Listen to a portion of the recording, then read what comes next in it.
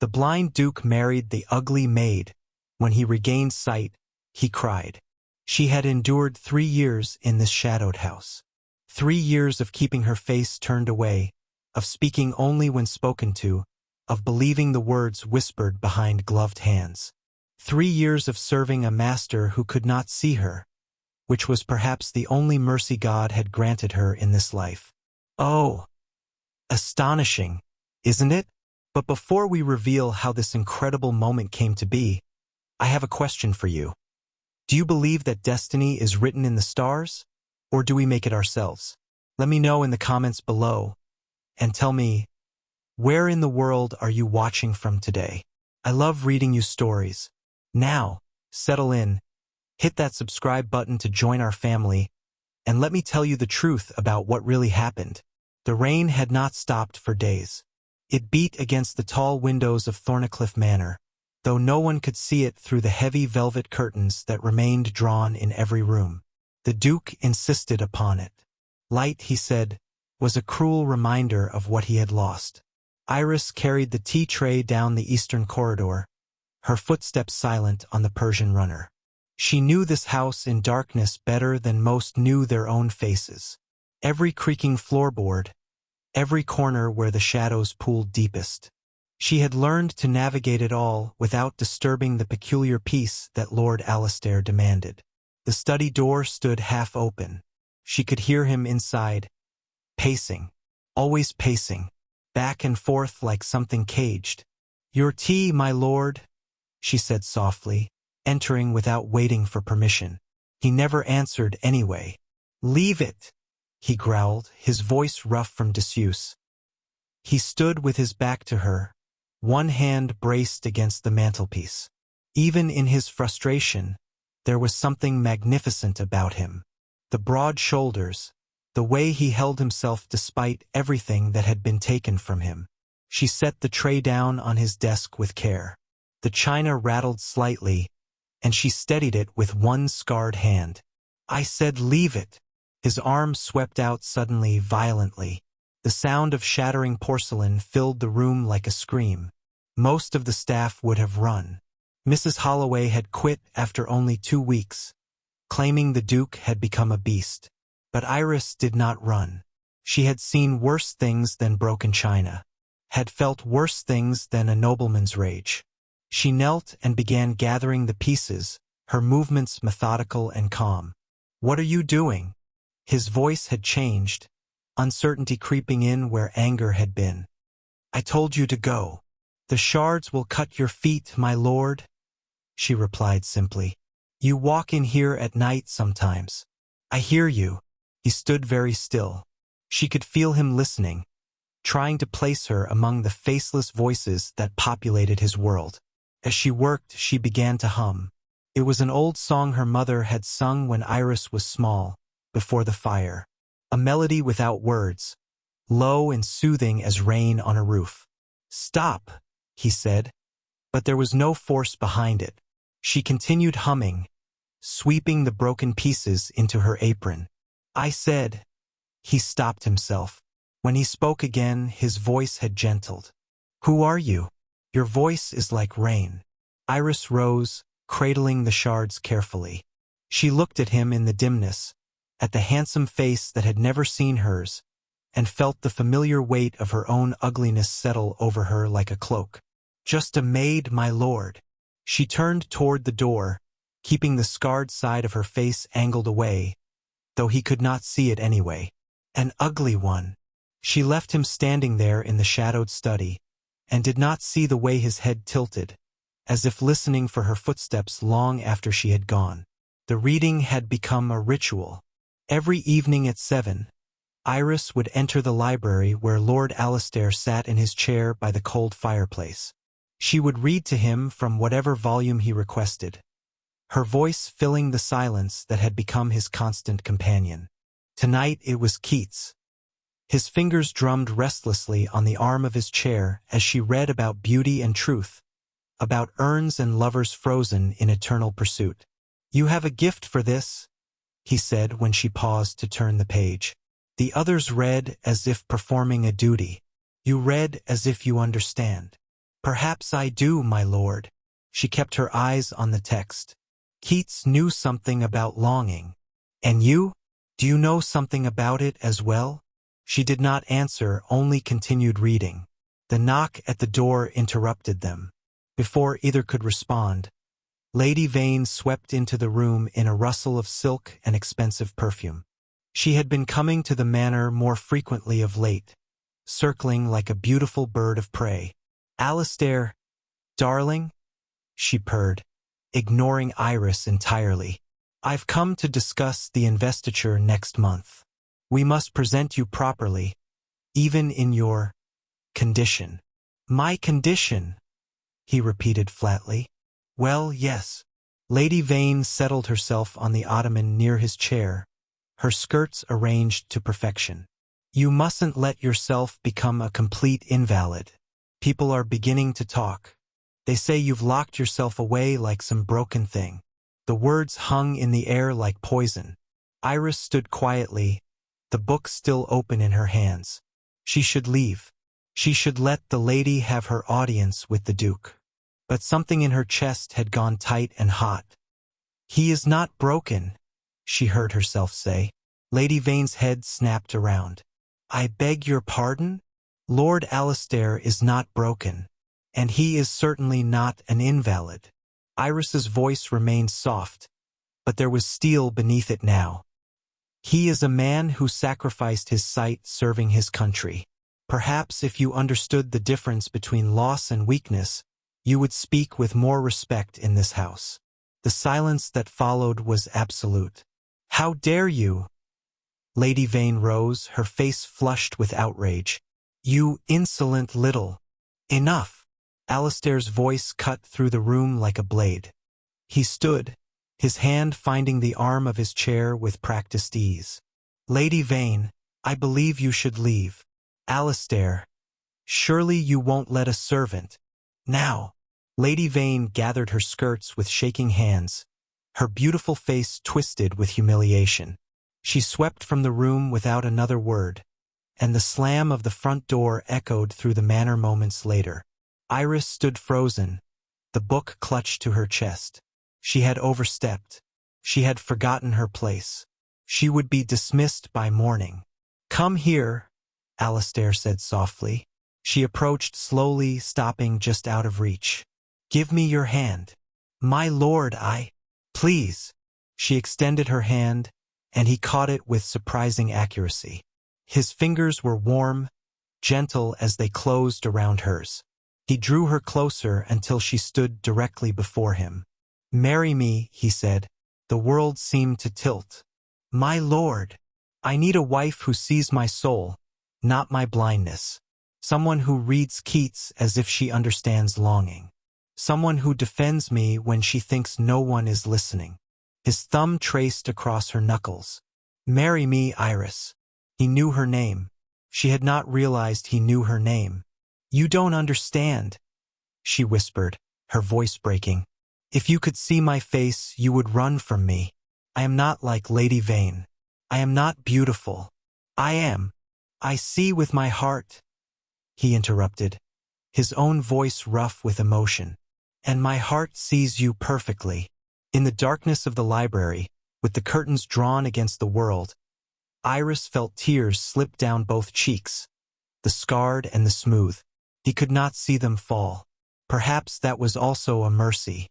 The wedding was held in the manor's small chapel, attended only by the household staff and the vicar from the village. No one from society came. No grand carriages lined the drive. It was, by every measure, an event to be whispered about rather than celebrated. Iris stood at the altar in a simple gown of cream silk that Mrs. Pemberton, the housekeeper, had helped her alter. She had argued against a veil, but the housekeeper had insisted, and Iris had not had the strength to refuse. Through the delicate lace, she could see the gathered servants, their faces a mixture of pity and fascination. She heard their whispers even in the sacred silence.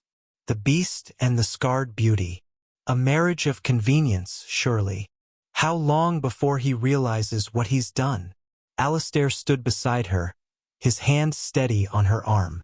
He wore his dress uniform, and even blind, he stood straighter than any man she had ever seen.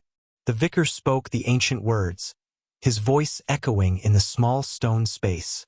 When it came time for the vows, Alistair turned toward her. His eyes, those beautiful unseeing eyes, were fixed somewhere just past her shoulder, but his voice was clear and unwavering. "I promise to cherish you," he said, departing from the prescribed words, "to honor the woman who gave me back my voice when I had forgotten how to speak, to love the person, not the image. This I vow before God and these witnesses."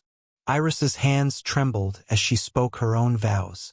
Her voice barely rose above a whisper, but in the quiet chapel, every word carried. When the vicar pronounced them husband and wife, Alistair leaned forward slowly, giving her time to pull away. She did not.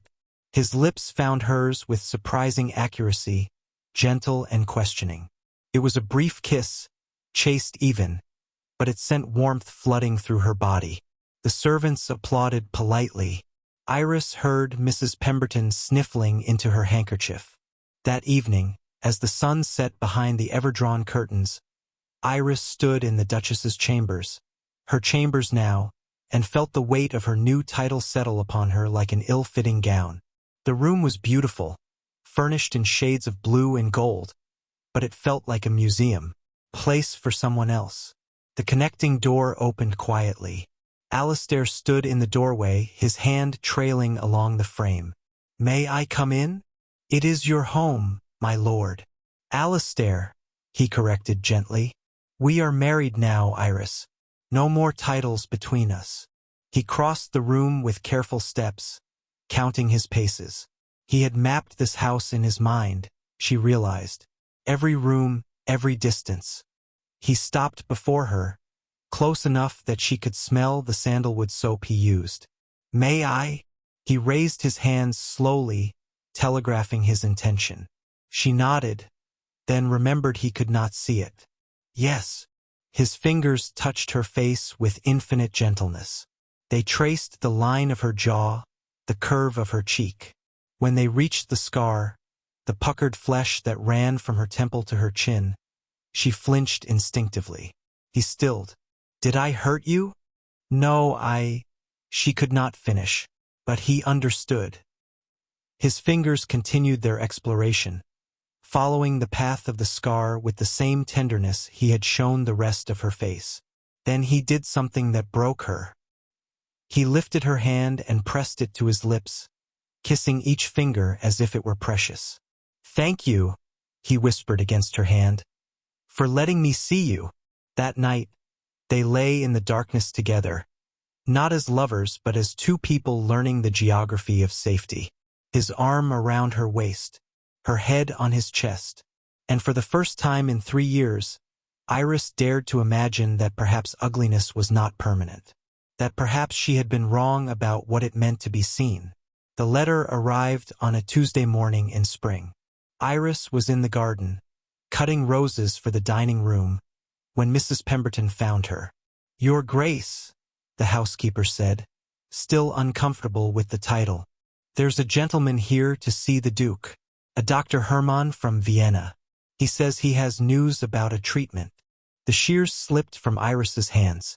She found them in the study, Alistair seated behind his desk, the doctor standing before him with the confidence of a man bearing miracles. Dr. Hermann was small and precise, with wire-rimmed spectacles and hands that moved constantly as he spoke. "The procedure is new, Your Grace, but I have had success with cases similar to yours. Where the damage is to the eye itself rather than the optic nerve, there is hope. Significant hope." Iris stood in the doorway, unnoticed.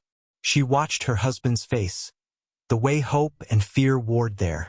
She had seen him angry, sad, resigned. She had never seen him afraid. "How long would I need to remain bandaged?" Alistair asked. 6 weeks, perhaps 8. The eye must heal completely before we expose it to light. But after that, the doctor's voice rose with enthusiasm. "After that, Lord Alistair, you may see again." The world seemed to contract around those words. You may see again." Iris turned and fled. She walked blindly through the house, not caring who saw her, not stopping until she reached the small chapel where they had been married 3 months before. She sank into a pew and pressed her hands over her mouth to stifle the sob that wanted to escape. She was a terrible person, a wicked, selfish creature. Because even as she should have been rejoicing for her husband's sake, praying for the surgery's success, she found herself whispering a different prayer. "Please let it fail. Please let him stay blind. Please don't let him see me." The door creaked open behind her. She knew his footsteps now, the careful way he navigated unfamiliar spaces. "Iris." She wiped her face quickly, uselessly. "I'm here." He made his way to her pew and sat, his hand finding hers with the instinct he had developed over their months together. "You left. I thought you would want to speak with the doctor privately." "I want nothing private from you. You are my wife." They sat in silence for a long moment. Outside, birds sang in the spring sunshine that Alistair had never seen. "You're afraid," he said finally. It was not a question. "No, Iris." His hand tightened on hers. "We promised honesty to each other." She drew a shaking breath.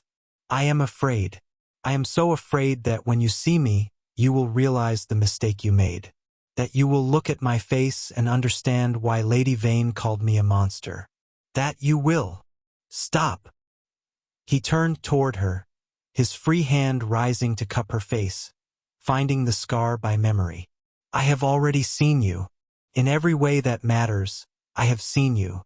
Do you truly believe that my eyes will show me something my heart has missed?" "Hearts can be fooled," she whispered. "Eyes cannot." He smiled then, sad and knowing. "Oh, my darling, eyes are the easiest things in the world to fool. It is hearts that see truly." He stood, drawing her up with him. "I am going to have the surgery. Not for myself, I have learned to live in darkness. But I want to see the face of the woman who saved me. I want to watch the light catch in your hair. I want to see you smile." He pressed his forehead to hers. "Even if it is the last thing I ever see, I want it to be you."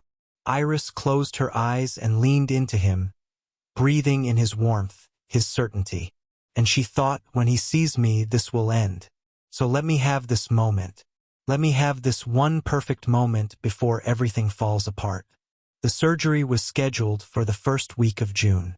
Dr. Hermann arrived with his instruments and his assistant, and they converted the Duke's chambers into a makeshift surgery. Iris was barred from the room. She stood outside the door for the entire 4 hours, her back against the wall, listening to the murmur of voices within. When it was done, Dr. Hermann emerged looking satisfied. "The procedure went well, Your Grace. Now we wait. Keep the room dark. Ensure he does not touch the bandages. And in 6 weeks, we will know if we have succeeded." 6 weeks. 42 days until her world either continued or ended. Alistair was permitted no visitors except Iris. She sat by his bedside daily, holding his hand, reading to him, trying to pretend that nothing had changed. But everything had changed. They both felt it, the peculiar tension of waiting for a verdict. On the 15th day, he developed a fever. Dr. Hermann assured her this was normal, the body-fighting infection. Iris did not leave his side. She bathed his forehead with cool cloths, whispered prayers she had not spoken since childhood, and bargained with a God she was not sure was listening. "Let him live. Let him recover. I will accept whatever comes after." The fever broke on the 3rd night. Alistair woke weak but lucid, his bandaged face turning toward the sound of her breathing. "Iris, I'm here. I dreamed I could see you. You were standing in sunlight, and your face." He trailed off, smiling. "It was the most beautiful thing." She pressed her scarred cheek against his bandaged hand and wept silently. On the 28th day, Lady Vane returned. Iris was in the kitchen consulting with cook about the menu when Mrs. Pemberton came to fetch her, her face pinched with disapproval. "Lady Vane is in the drawing room, Your Grace. She insists on seeing you." Iris found her standing by the window, examining a porcelain figurine with the air of someone cataloging valuables. She turned when Iris entered, and her smile was all edges. "Duchess," she said, investing the title with mockery. "How wonderful to see you. I came to inquire about dear Alistair's recovery. The whole county is talking about it, you know. The blind duke who may see again." She set the figurine down with deliberate care. "Tell me, are you excited? Or terrified? Lady Vane, you are not welcome here." "Oh, I won't stay long. I simply wanted to tell you something." She crossed the room, stopping just close enough to make Iris want to step back. "When those bandages come off, you'll be back to scrubbing floors where you belong. A man like Alistair, once he can see again, will remember what he is. And you, my dear ugly little maid, will be nothing but an embarrassing mistake he made in the dark." Iris held her ground, though her hands trembled. "I think you should leave now." "Gladly." Lady Vane swept toward the door, then paused. 6 weeks, wasn't it? I'll mark my calendar for the unveiling. I wouldn't miss it for the world." After she left, Iris sank into a chair, her carefully maintained composure crumbling. She pressed her hands over her face, the smooth side and the scarred, and finally admitted to herself what she had known all along. Lady Vane was right. When Alistair could see, everything would change. The beautiful dream of being loved would shatter like porcelain on stone, and she would wake to find herself alone in the darkness once more. The 42nd day arrived with painful clarity. The household staff gathered in the Duke's chambers, their faces a mixture of anticipation and dread. Someone had opened the curtains slightly, allowing thin streams of morning light to pierce the gloom that had reigned for so long. Dr. Hermann stood beside the bed, his instruments laid out with precision.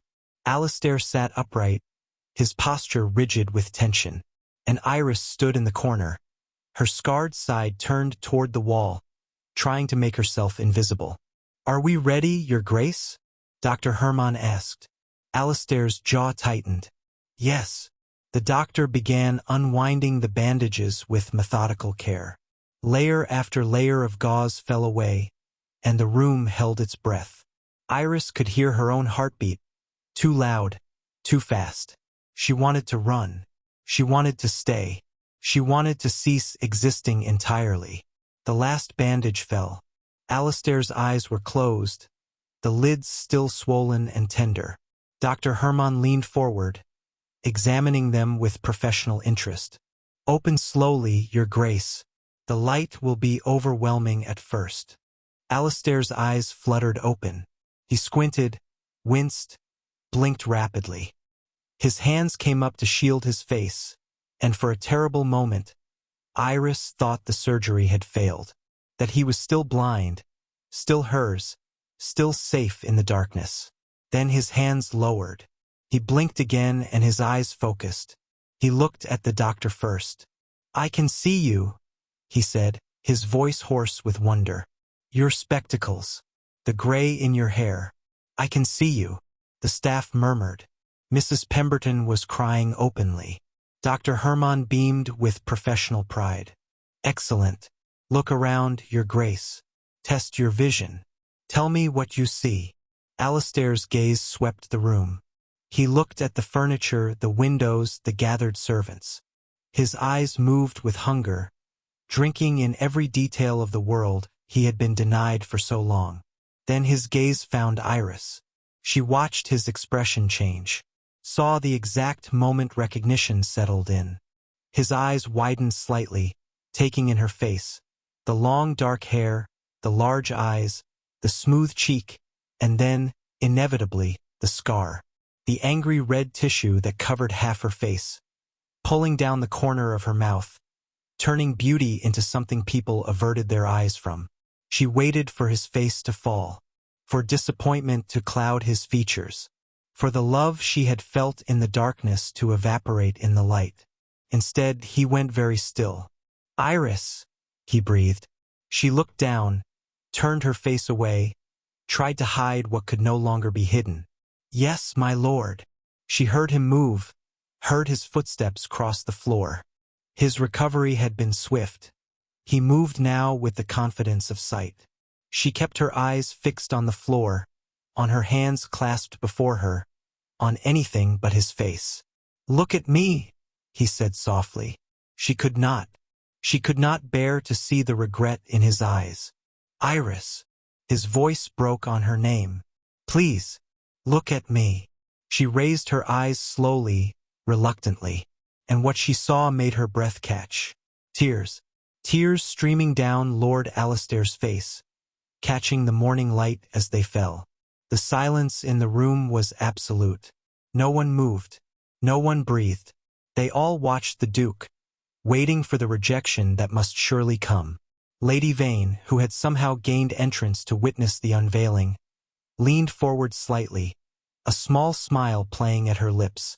Alistair stood before Iris, tears coursing down his cheeks, his newly restored eyes fixed on her face.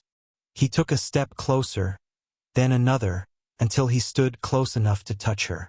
Slowly, giving her time to pull away, he reached up and cupped her face in both hands. His thumbs traced the path of the scar, following it from temple to jaw with infinite gentleness. More tears fell, and a sound escaped him, something between a laugh and a sob. "I was right," he whispered, his voice raw with emotion. "I was right all along." Iris stood frozen, unable to comprehend. "My lord, do you know what I see?" He lifted her chin, forcing her to meet his gaze.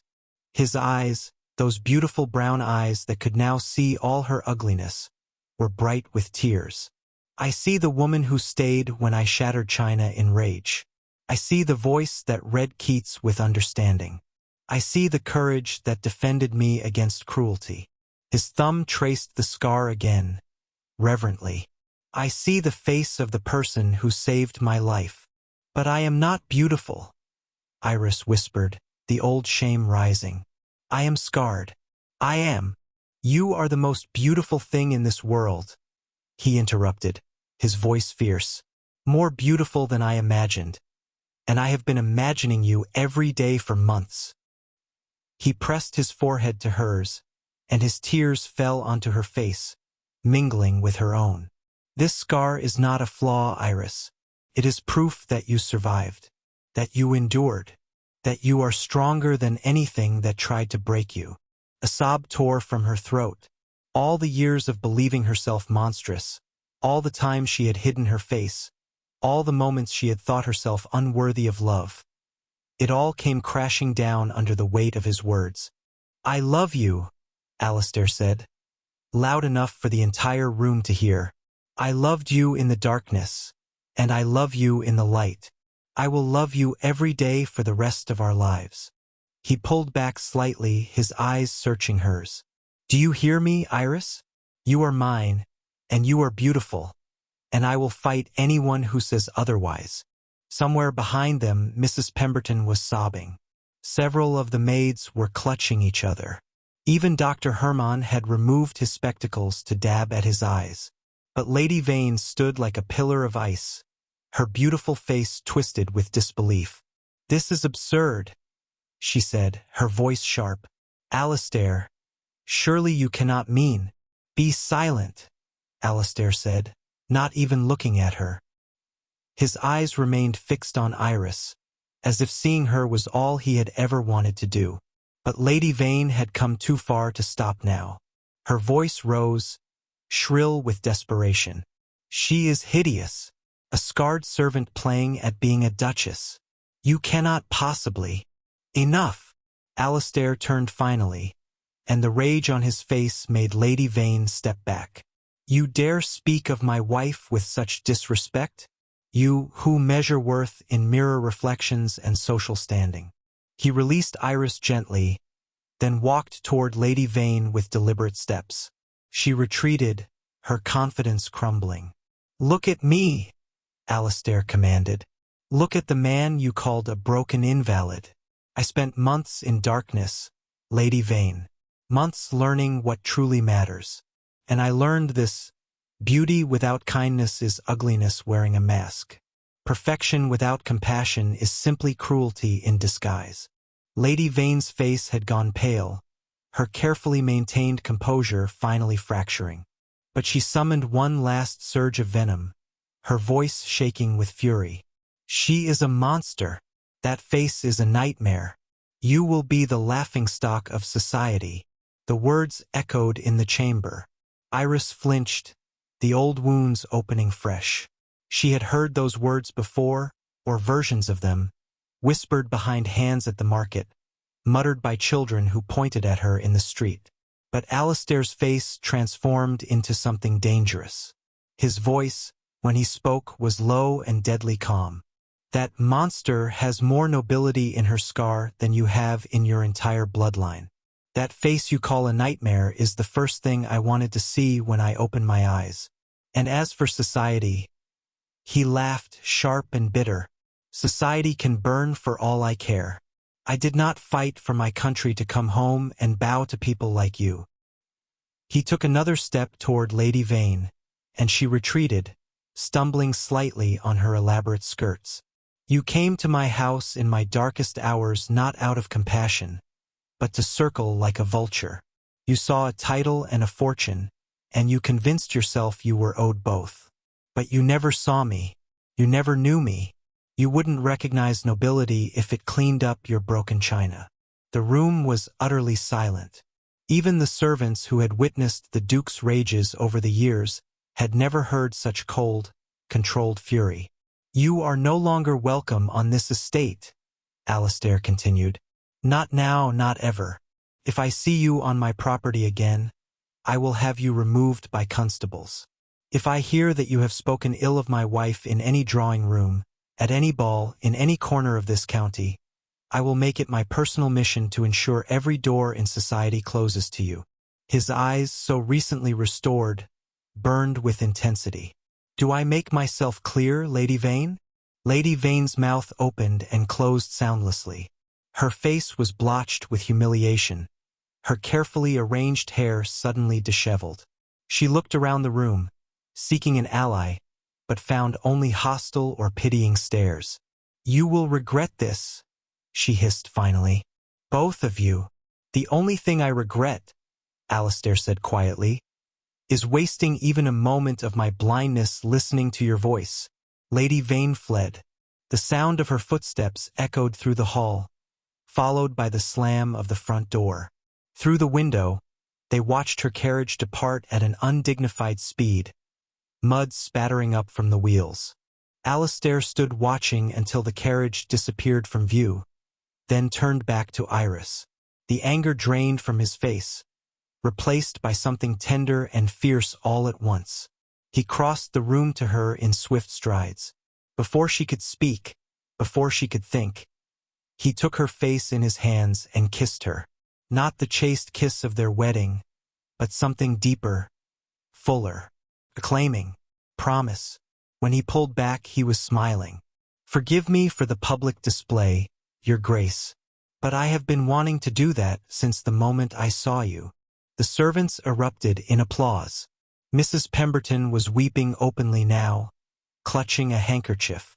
Even Dr. Hermann was grinning, his professional demeanor abandoned in the face of such unexpected romance.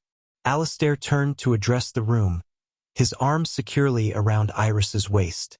Thank you all for your service to this household, but the show is over.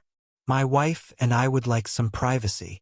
They filed out, casting glances of affection and approval toward the couple. When the door closed behind the last of them, Iris and Alistair stood alone in the room where, just moments ago, the bandages had come off. I meant what I said, Alistair murmured, drawing her close. Every word. Iris leaned into him, finally allowing herself to believe, to hope. I know. Good. He kissed the scar, then her forehead, then her lips. Because I plan to spend the rest of our lives proving it to you. Outside, the sun broke through the clouds, and for the first time in 3 years, Iris did not turn her face away from the light. 3 years later, the portrait studio at Thornycliffe Manor was flooded with afternoon light. Gone were the heavy curtains, the perpetual gloom. Alistair had ordered every window in the house uncovered within a week of regaining his sight, claiming he had lived in darkness long enough. Now sunlight streamed through the tall windows, catching in the dust motes and painting everything gold. Iris sat in a chair of blue velvet, her posture relaxed, a gentle smile playing at her lips. Alistair stood behind her, his hand resting on her shoulder, his own expression one of quiet contentment. The artist, a renowned painter from London, worked at his easel, his brush moving with confident strokes. He had been at it for 3 sessions now, capturing the Duke and Duchess in oils that would hang in the Manor's gallery beside generations of Thornycliffe ancestors. "If your Grace would tilt her head just slightly to the right," the artist murmured, absorbed in his work. Iris complied, turning so that the scarred side of her face caught the light more fully. The artist paused. He set down his brush and studied his canvas, then looked at Iris, then back at the canvas. He cleared his throat delicately. "Your Grace, if I may ask, would you prefer that I soften certain features? Many of my subjects prefer their portraits to show them at their most advantageous." Iris felt the old shame flicker, reflexive and familiar. But before she could respond, Alistair's hand tightened on her shoulder. "You're asking if you should remove my wife's scar from the portrait." His voice was level, but Iris heard the edge beneath it. The artist blushed. "I merely wish to paint her Grace in the most flattering." "Paint it exactly as it is," Alistair interrupted. He moved from behind Iris's chair to stand beside the artist, looking at the canvas. Every line, every curve, every detail. He turned to look at his wife, and the love in his eyes made Iris's breath catch even now, 3 years into their marriage. "That scar is the map that led me home. It is proof of her survival, her strength, her courage. Why would you ever suggest removing the most beautiful part of her?" The artist stared at him, then at Iris, understanding dawning in his expression. "Of course, Your Grace. Forgive me. I see now. I see what you mean." And he did see. Iris realized, watching the way the artist's brush moved over the canvas with renewed purpose. He was no longer painting a flaw to be hidden or minimized. He was painting a feature to be honored. When the session ended and the artist departed to let the paint dry, Iris and Alistair remained in the sun-filled studio. He pulled her from her chair and into his arms, swaying slightly as if to music only they could hear. "Do you remember what you told me the first night we met?" he asked, his cheek pressed to her hair. "You said you were just a maid, an ugly one." "I remember. You were wrong, you know, on both counts." He pulled back to look at her, his eyes tracing the beloved lines of her face. "You were never just a maid, and you have never been ugly. Not for a single moment of your existence." Iris smiled, the expression no longer self-conscious, no longer hidden. "It took me a long time to believe you. And now. She reached up to touch his face, mirroring the way he had first touched hers in the darkness of their wedding night. "Now I think perhaps beauty was never about what others see. It was always about what we choose to show." He kissed her then, soft and lingering, and the afternoon light painted them in shades of gold. Later, when the portrait was complete and hung in the gallery, visitors to Thornycliffe Manor would pause before it. Some would whisper about the scar, wondering at the artist's choice to render it so prominently. But others, the ones who looked closer, who saw the way the Duke's hand rested on his wife's shoulder, the way their eyes reflected the same quiet joy, those visitors would understand. They would see a love that had been forged in darkness and proven in light. A love that had looked beyond surface and skin to find the truth beneath. A love that had taught 2 wounded souls the most important lesson of all. He had regained his sight, but it was his heart that had truly learned to see. The end. Dear viewer, what part of this journey touched your heart or surprised you today? If you'd enjoy more historical love stories filled with healing and hope, let me know below. Please like, subscribe, and share to help others find these stories too. Thank you for spending your precious time here. Your next beautiful story is waiting on the screen.